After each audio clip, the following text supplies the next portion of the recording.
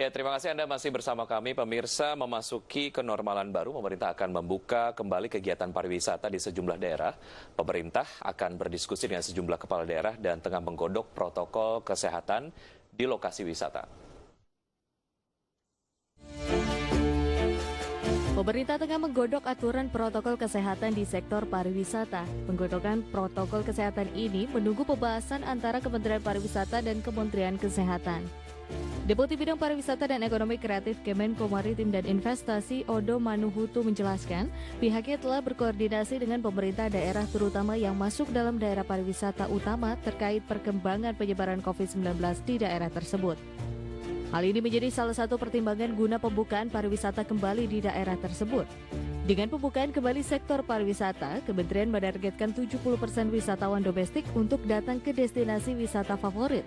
Namun pemerintah juga tetap akan mengawasi protokol kesehatan secara ketat agar tercipta rasa aman di lokasi bagi masyarakat.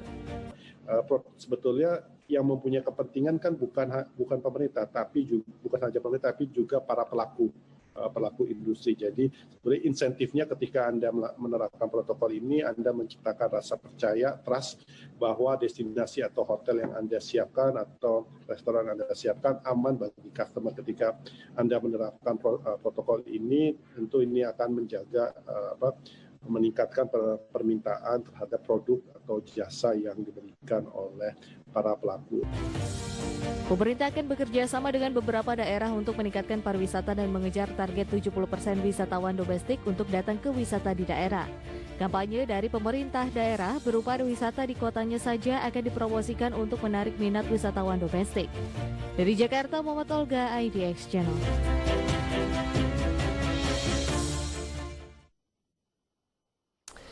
Ya, untuk membahas tema mengenai kesiapan sektor pariwisata dan industri pendukung di kenormalan baru sudah bergabung Bapak Harisanto Sasungkari, Deputi Bidang Pengembangan Destinasi dan Infrastruktur Kemenparekraf. Selamat pagi Pak Hari. Selamat pagi. Ya, terima kasih sudah bergabung Pak Hari bersama Market Review. Mengenai optimisme ataupun mungkin semangat untuk bisa memasuki kenormalan baru di sektor pariwisata. Sejauh ini kesiapannya sudah seperti apa Pak Hari? Nah, kita kan sudah 2-3 bulan dan yang kita gaungkan terus adalah protokol-protokol bagaimana menghindari ancaman ini. Nah, saya rasa sebagian besar sudah siap, ya. Nah, sekarang tinggal bagaimana kesiapan di tempat destinasi untuk membuka destinasi wisatanya. Tentunya ada beberapa syarat yang diikuti, yaitu yang akan diprioritaskan yang zona hijau, ya, zona hijau dan zona kuning. Yeah. Dan bagaimana kesiapan Pemda untuk menangani kedatangan wisatawannya. Nah, yang penting itu dijalankan dan protokol kesehatan diimplement dengan konsisten. Baik, mengenai protokol-protokol kesehatan di daerah wisata gitu, sejauh ini seperti apa dan sejauh apa kemudian Pemda ataupun pemerintah daerah yang tentu saja memiliki daerah-daerah ataupun objek-objek pariwisata di sana menunjukkan komitmennya untuk comply terhadap protokol-protokol kesehatan yang sudah diramu Pak Hari. Baik, jadi destinasi itu ada yang sifatnya publik, ada yang dikelola industri. Beberapa yang kami lihat seperti hotel itu mereka sudah siap karena punya SOP-SOP yang sudah terinstitusi ya, apalagi yang punya jaringan-jaringan internasional itu sudah ada. Dan kebetulan saya mengecek di satu kawasan Nusa Dua, itu sudah dijalankan semua. Jadi bukan hanya protokol kepada wisatawan, tapi juga protokol yang harus diterapkan kepada pegawai dan pengelola hotelnya. Itu juga penting. Yeah. Jadi tidak hanya yang datang, tapi yang di hostnya juga harus datang. Dan persiapan akomodasinya, infrastrukturnya, ya air, toilet, sebelum tamu itu datang, apa kamarnya diinspektan, nah itu saya sudah cek. Nah, kebetulan barusan atau minggu lalu dikeluarkan keputusan Menteri Kesehatan yang mengatur semua. Nah, itu menjadi seragam agar semua tempat mengikuti aturan itu. Baik. Sudah menjadi resmi. Sudah terdistribusi ke seluruh daerah ya Pak ya mengenai protokol kesehatan dari Kementerian Kesehatan ini? Kemarin udah rapat dengan beberapa AKL, tapi saya nggak yakin apa sudah sampai ke daerah-daerah. Hari ini tadi ada rapat di Kemendagri, apa saya yakin mungkin itu dibahas ya. Baik. Ya, Pak Hari, mengenai indikator mengapa sebuah daerah pariwisata diputuskan untuk direaktivasi pada saat masuk kenormalan baru, tentu saja yang paling utama pertimbangannya adalah level jangkitan ataupun sebaran COVID-19 di daerah-daerah tersebut. Dari survei ataupun mungkin studi yang sudah dilakukan sejauh ini, daerah-daerah mana saja yang memiliki objek wisata tentu saja, yang nampaknya sudah sangat siap jika aktivitas pariwisata di daerah tersebut dibuka kembali? Yang saya kunjungi langsung adalah Bali, lalu kemarin di rapat antar kementerian dan daerah yang menyatakan siap Kabupaten Banyuwangi, Nusa Tenggara Timur, dan Kepulauan Riau, Bintan sama Batam. Itu yang menyatakan mereka sudah siap. Ya.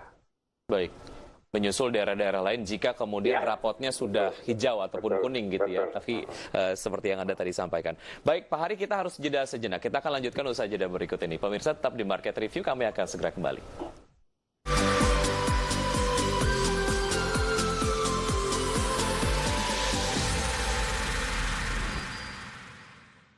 Ingin menjalani kehidupan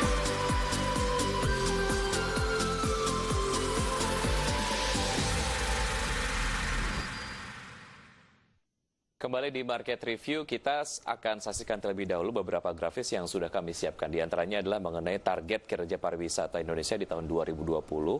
Untuk wisatawan Nusantara sebanyak 312 juta orang, kemudian wisatawan mancanegara 18,5 juta orang, dan tenaga kerja pariwisata sebanyak 13 juta orang.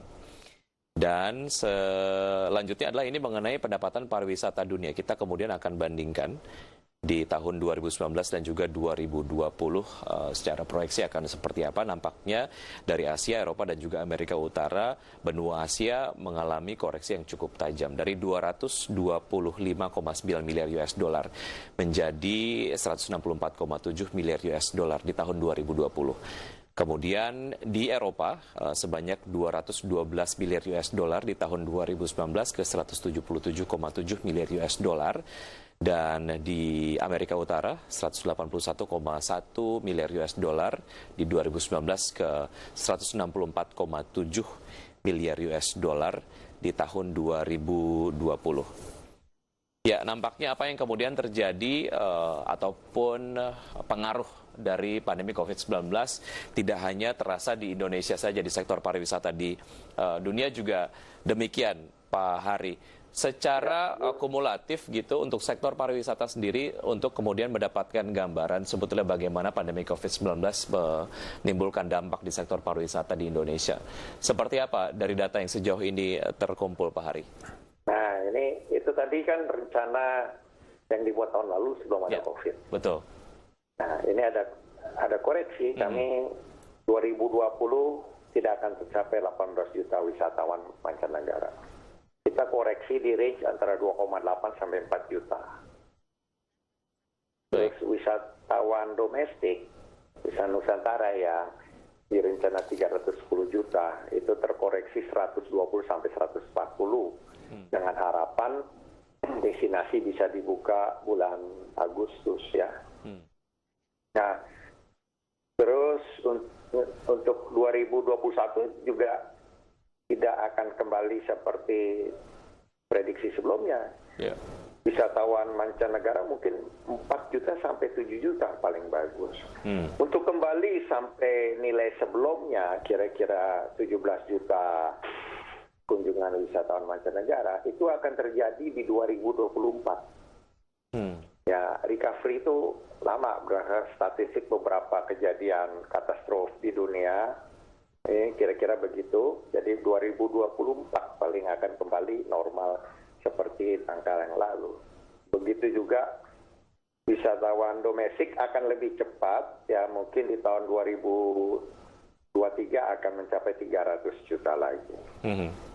Nah, yang kita kejar ini adalah untuk wisatawan mancanegara adalah spendingnya, average spending per arrival. Yang kemarin $1.166 akan kita kejar menjadi 1.200 sampai 1.345 dolar per orang. Baik, Pak Hari, mengenai daerah-daerah yang tadi Anda sudah sampaikan siap untuk direaktivasi kembali ataupun dibuka kembali di normal baru. Apakah ini hanya untuk wisatawan domestik saja atau mancanegara juga sudah mulai bisa masuk?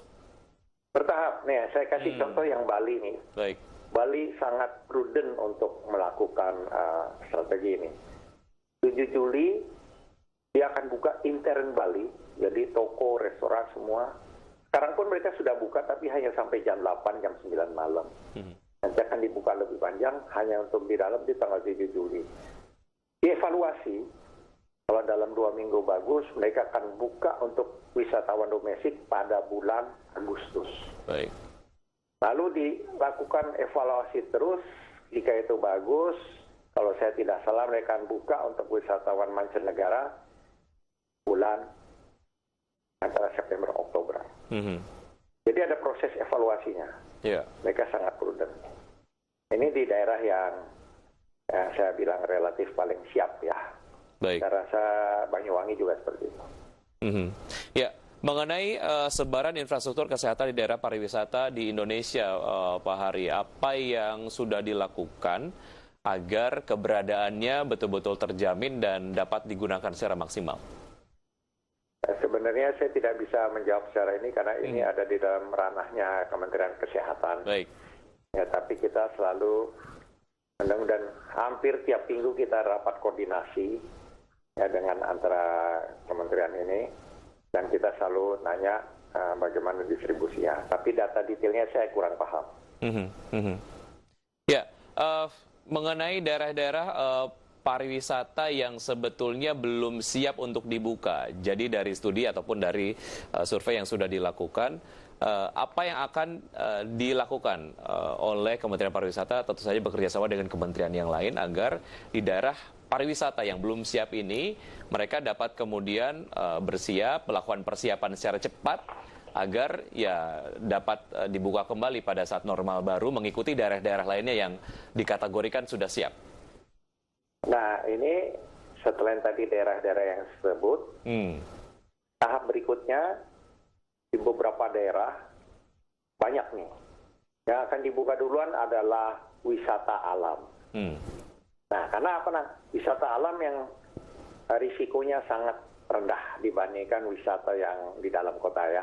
Jadi nanti Taman Nasional, wisata bahari, gunung, kebun teh, itu akan dibuka dulu. Dan ini nanti sore ada press conference-nya untuk itu membuka dan kita sudah kerjasama dengan Kementerian KLH dan Kesehatan dan mereka memang sudah mendesak agar ini bisa dibuka. Jadi nanti Komodo akan dibuka, lalu taman-taman nasional di Jawa Barat, di Sumatera Barat, Geopark itu akan dibuka. Jadi nanti berikutnya adalah wisata alam duluan dibandingkan wisata yang lain. Dan itu tidak terbatas. Dimanapun Pemda yang sudah siap, itu mereka boleh buka. Baik. Wisata alam juga nampaknya menjadi objek wisata yang memudahkan jika kemudian dilakukan physical distancing ya, Pak Hari. Baik, kita masih ada satu segmen Pak Hari. Kita akan lanjutkan usai jeda berikut ini dan pemirsa tetap di Market Review, kami akan segera kembali.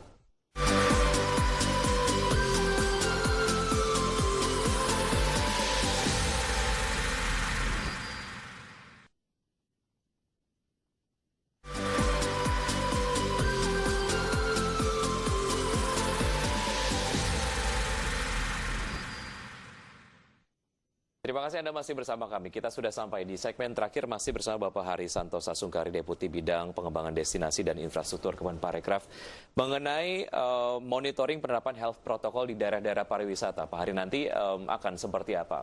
Kementerian dan juga lembaga mana yang kemudian akan diajak kerjasama untuk mengawasi ini? Baik, kementerian yang kerjasama tentunya adalah Kementerian Kesehatan yang paling berkepentingan untuk menerapkan dan menyusun protokol itu. Dan kami Kementerian Pariwisata melakukan koordinasi untuk memastikan itu di daerah dijalankan dengan Dinas Pariwisata dan Ekonomi Kreatif Provinsi setempat. Jadi kita berkoordinasi untuk melihat mana destinasi yang memang menjalankan dengan baik dan mana destinasi yang sudah dibuka dan kalau mereka lalai harus diberikan teguran. Kalau mereka belum siap harus kita bantu dengan melakukan pendampingan. Ya. Teguran paling tegas yang bisa dilakukan Pak Hari, jika misalnya ada daerah pariwisata yang sudah dibuka oleh pemerintah, tapi secara protokol kesehatan mereka belum bisa comply gitu, satu dan lain hal, apa yang bisa dilakukan? Contoh kemarin di beberapa kota yang saya lihat di Jakarta sama di Tangerang. Yang saya lihat di kota Tangerang 2 minggu lalu buka mall, tiba-tiba kapasitas dan protokol tidak dilakukan. Physical distancing akhirnya wali kota menutup. Mungkin minta komitmen dari penyelenggara bagaimana memperbaiki. Nah, saya juga, jadi nanti begitu dibuka semua boleh buka, tapi begitu ada yang melanggar bisa bersifat teguran atau menutup. Itu wewenang dari kepala daerah setempat. Ya. Tapi secara gestur tentu saja dari industri-industri pendukung di sektor pariwisata mereka komit ya Pak ya? Mau untuk menerapkan itu. Baik, Pak Hari, mengenai sektor pariwisata ini tentu saja tidak bisa lepas dari dukungan dari sektor transportasi. Bagaimana sebetulnya health protocol juga ini disampaikan ataupun disosialisasikan atau dikoordinasikan dengan Kementerian Perhubungan? Betul. Begini, ini contoh nih, perjalanan dari Jakarta ke Denpasar. Sebenarnya ada 3 kementerian yang pariwisata, perhubungan, dan kesehatan. Sekarang ini kalau kita mau naik pesawat, ada pengecekan formulir kesehatan. Ya. Nah ini akan membuat antrean di terminal semakin panjang. Sehingga kalau nanti kapasitas suatu daerah ditingkatkan, yang pertama harus siap adalah bandara atau stasiun kereta atau dermaga. Ya, kalau yang datang baru 50 orang, mereka bisa lakukan itu dengan prosedur yang sekarang ada. Tapi begitu nanti 300, itu mereka harus siap. Nah, kemarin contohnya waktu saya berangkat dari Bandara Soekarno-Hatta, diperiksa formulir kuning. Ditanya sudah pernah keluar negeri atau kawan dan begitu saya mendarat di tempat tujuan, pertanyaan yang sama ditanya lagi dan formulir sama. Kami bilang, tolong sekali aja. Toh kami di pesawat dalam 1,5 jam ya nggak mungkin kalau PCR-nya udah positif kan sampai sana masih positif. Jadi itu tolong dihilangkan agar antrean di tempat kedatangan tidak. Kalau itu menjadi antrean menjadi problem tersendiri. Jadi ada beberapa yang kita bisa sederhanakan namun tetap safe gitu Pak. Bagaimana sebetulnya peraturan-peraturan ini diterapkan tapi tidak kemudian menimbulkan konsekuensi lain dan tetap mengutamakan rasa nyaman dari wisatawan yang berkunjung, karena itu biasanya menjadi faktor utama mengapa kemudian wisatawan berkunjung ke sebuah objek pariwisata. Pak Hari, mengenai anggaran program pemulihan ekonomi nasional di sektor pariwisata ini saya bacakan sedikit, ini saya kompilasi dari data Kementerian Keuangan di bulan Juni 2020. Ada kompensasi pajak hotel dan juga restoran sebanyak 3,3 triliun rupiah, kemudian juga insentif tiket 0,4 triliun rupiah dan juga hibah 0,1 triliun rupiah. Dari anggaran-anggaran ini sebetulnya sejauh mana dapat mendukung akselerasi dari sektor pariwisata untuk cepat pulih di normal baru? Ini dari pendapat pribadi. Simulasi-simulasi itu baru akan berguna jika ada wisatawan yang datang, Pak. Baik. Kan begitu mau dikasih simulasi bagus, kalau zero arrival tetap nggak ada dampaknya ya. Baik. Karena itu kan relaksasi pajak. Kalau nggak ada yang datang ya tidak ada pajak hiburan, gitu kan? Kalau tidak ada pajak hotel, karena itu akan sangat berguna pada saat nanti. Jadi pada saat destinasi dibuka, ini suatu bantuan untuk para penyelenggara pariwisata, kemudahan untuk merecover negatif cash flow yang dialami 3 bulan yang lalu. Ya. Tapi tanpa ada datangnya tamu atau turis ya nggak kejadian juga itu. Baik. Pak Hari, terakhir singkat saja harapan Anda mengenai sektor pariwisata di kenormalan baru seperti apa? Ini semua menjadi tanggung jawab kita pribadi. Mari kita jalankan protokol, buktikan pada tetangga kita, kepada saudara kita bahwa jalankan itu. Dan lebih penting lagi, buktikan kepada dunia luar bahwa Indonesia bisa menjalankan protokol itu. Dan dengan demikian, apa yang kita bisa sebarkan keluar adalah Indonesia aman dan sehat untuk dikunjungi. Itu yang lebih penting. Baik. Yang paling penting semua pihak komitmen untuk melakukan protokol kesehatan ya Pak Hari. Terima kasih. Kalau keindahan udah nggak ditanya. Udah juara ya Pak. Safety and healthiness. Baik Pak Hari, terima kasih sudah bergabung bersama kami. Sukses untuk pariwisata Indonesia. Terima kasih. Sampai jumpa dan sukses selalu dan sehat selalu Pak Hari. Baik, pemirsa, demikian perbincangan kami bersama beberapa narasumber. Semoga perbincangan tadi dapat memberikan inspirasi untuk Anda. Saya Wiki Adrian undur diri. Terima kasih, sampai jumpa.